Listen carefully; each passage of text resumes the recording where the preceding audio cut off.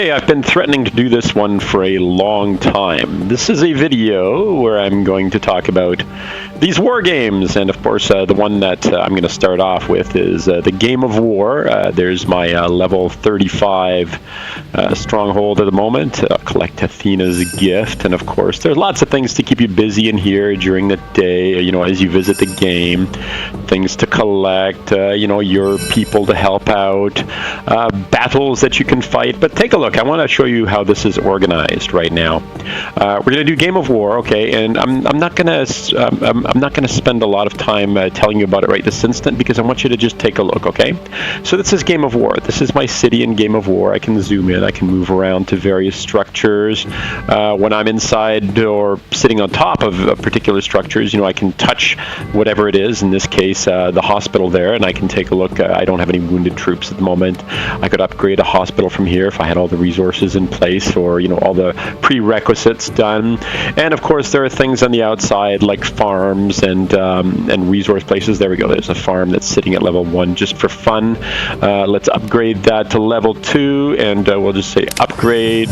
Poof, and there we go. Now we've got a level 2 farm. So there are lots of things like that. So take a look at the tiles, outside tiles, and we'll take a look at what's outside in the countryside afterwards. But this is the Game of War. This is what it looks like. Okay, now sit tight. We're going to move over. Mobile Strike. Mobile Strike is done by the same people who do Game of War. So in a sense, you shouldn't be surprised that, you know, it looks fairly similar. Now, instead of having, you know, that castle-looking thing, we've got our headquarters over here, currently sitting at level 37, and like the other place, we've got hospitals. Now the hospitals in this case, you know, look much more modern, because of course this is modern warfare. We've got modern looking walls, we've got helicopters flying overhead, we've got you know, factory looking like factories. And when we get out into the resource areas here, like our farms for instance, there's a farm at level 30. There's somebody trying to get my attention there. I'm going to ignore that. Oil well.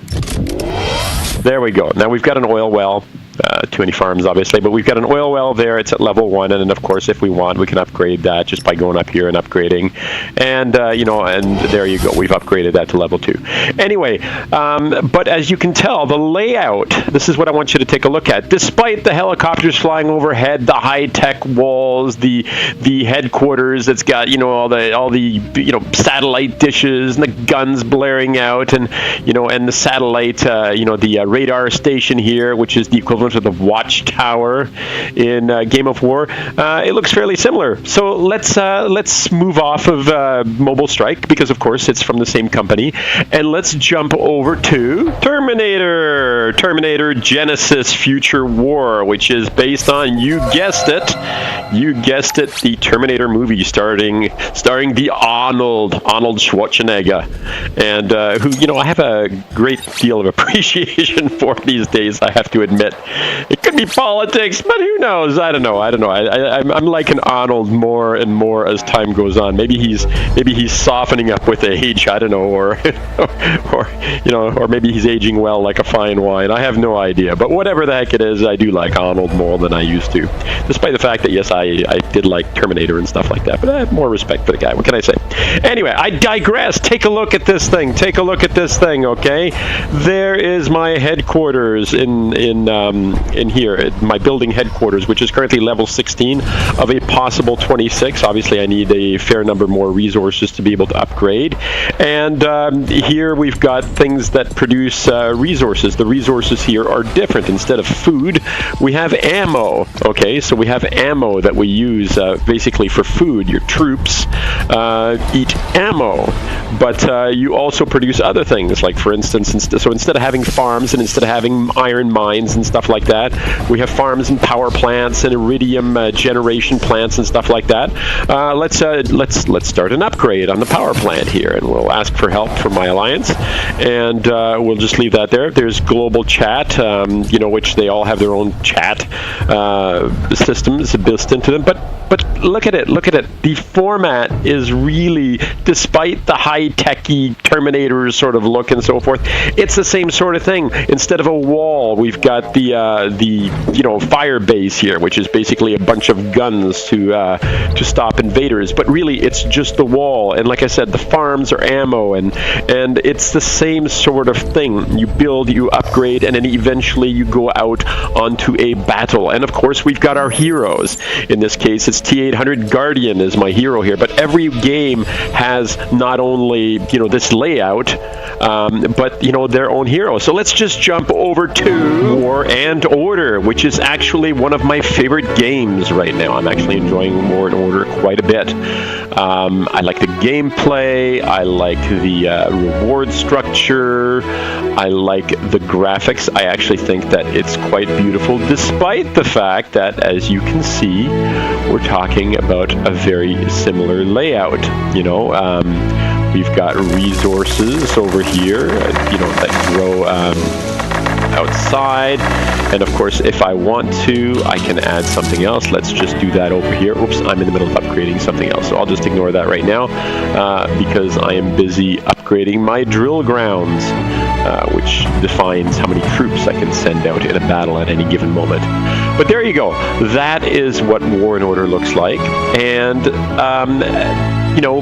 it looks different. It's quite beautiful in my mind. In fact, I think it looks a heck of a lot nicer than either Game of War or Mobile Strike by a long shot. And keep in mind, I play all these games, so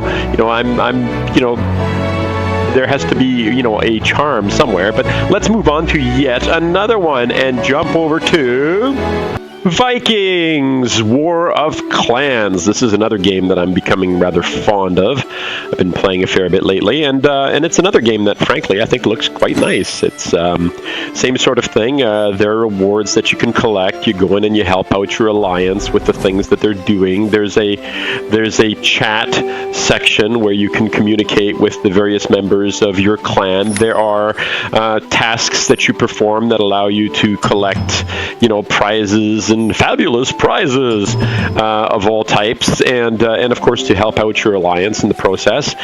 But again, I tell you, take a look at this. There's my castle. There's my palace in this case. Sometimes it's called a castle. Sometimes it's called headquarters. Sometimes it's called a palace. In this case, it's called a palace. But we've got the same sort of resource tiles, not as opposed to the external tiles, but the resources inside your city. The manor is where we generate silver, but here we have farms as well. We can zoom in. There are my farms there. The people work in the farms. They're at the bottom. We've got mines, and we've got lumber camps, and of course, barracks, so that soldiers can train, so that you can train troops to go out into the inevitable battles that are going to happen. There's my university in this case, except the university here is called the Oracle. It's where you build up your knowledge so that you can increase the power of your troops, or the power or the ability to generate resources and so on. Let's just do one last one. Okay, so you've seen like 5 of them so far. Let's do a number 6. Okay, we're gonna go to a Johnny Come Lately in this war game thing, and it's by the same people who brought you Game of War and Mobile Strike. That game is Final Fantasy 15, and built around obviously the Final Fantasy franchise. In fact, you'll see some little characters that let me see, where's our little yellow chicken dudes? There we are. Final Fantasy type characters and so on, including your hero. Your hero is your brooding Final Fantasy dude, and of course, like all the other games, you've got tiles. There are things, like here, they're just called farms, of course, because we're not in the high-tech world of Terminator, but we can upgrade the farms so that we can generate more resources. And I'm going to say upgrade, and there we go, and that's a free upgrade. I can do that one. And of course, course, there are, quests that you can perform. What should you do next? Well, you should upgrade your resource vault, and so on and so on. And then, of course, what I want you to take a look at here is just how similar this all looks. There's your wall protecting the city. That's your defenses against being attacked.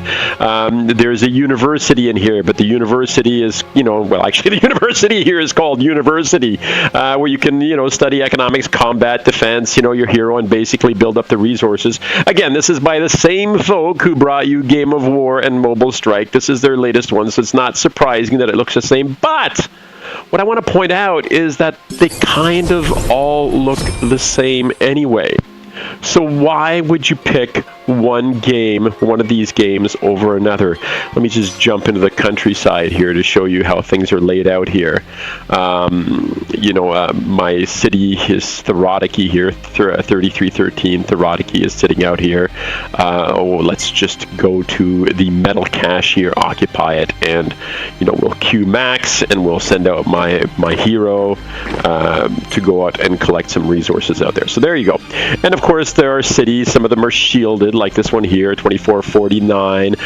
Some of them are at different levels of development.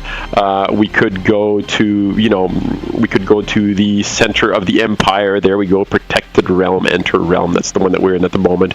There's the royal city in the center. This is where the big battles take place, for controlling the realm and so forth. Oh, there are some cities that are being burnt and so on.